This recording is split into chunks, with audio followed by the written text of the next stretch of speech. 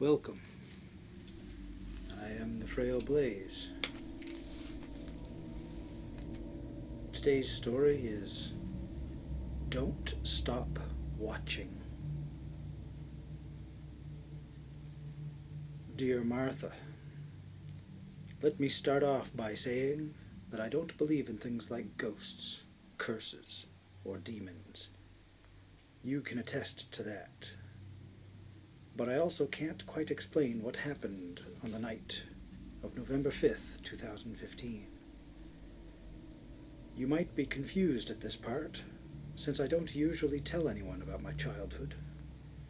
But since I think my life will be ending soon, I think I ought to at least tell someone about this story, even if it is in writing form. I was 14, almost 15, and this took place in the last week of summer before high school. My family and I were living in Arizona at the time, just outside of Phoenix. We had a small, dingy house at the end of a cul-de-sac. The roof and the outside of the house was falling apart in the summer heat, but my mom didn't have any money to fix it, and we couldn't move anywhere else. So we stayed. We stayed right until it was unlivable. But this isn't that story. It was a Tuesday. My mother was at work. My older sister was out with her friends or something like that.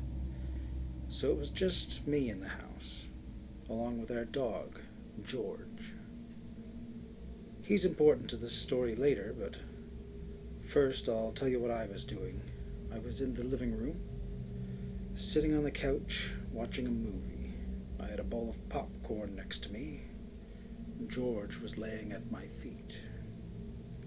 It was hot. Well, it was always hot, but that day was especially warm, and the fan wasn't helping much. I was considering going outside to see if that would help when I heard a noise. It was a distant, wet thumping, almost like a giant drop of rain.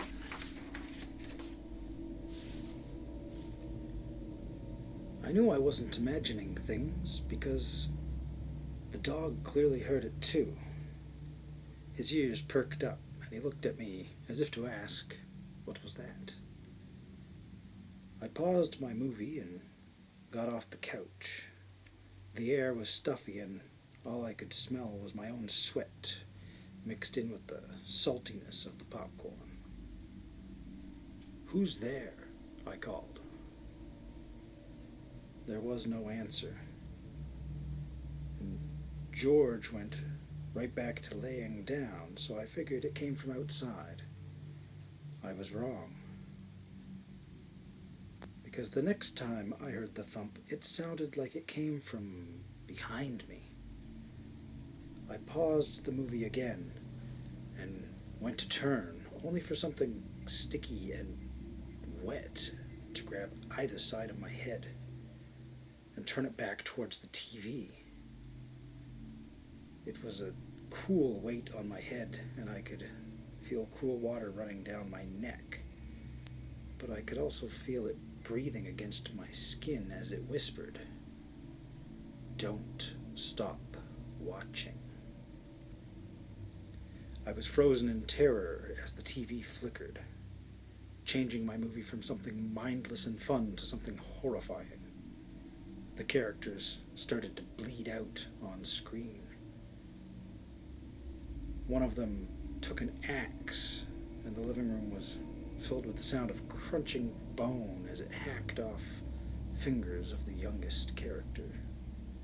Her smiling face as it happened sticks with me even now. Now I'll admit, while this was happening, I forgot about George, which, given the circumstances, makes sense.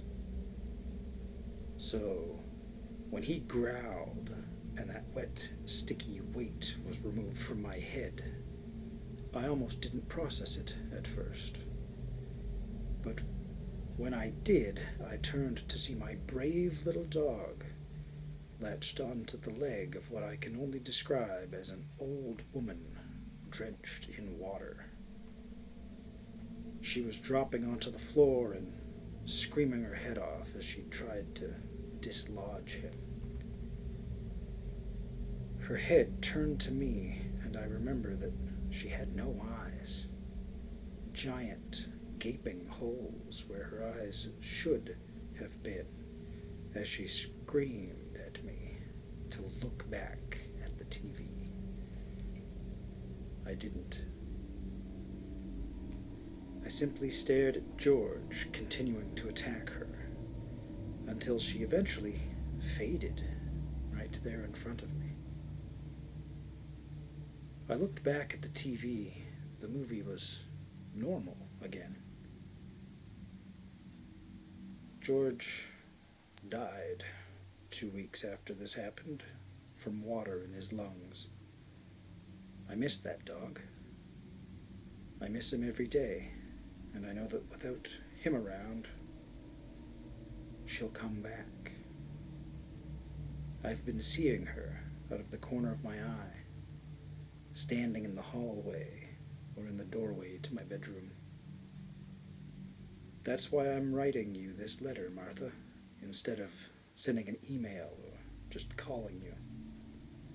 She has dominion over screens, and I'm terrified of what she may show me next. Sincerely, your oldest friend.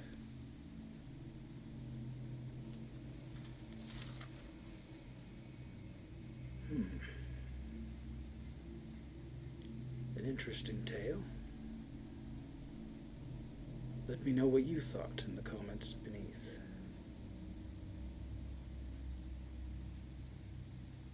I do hope that you'll join me again for more Frail Blaze tales.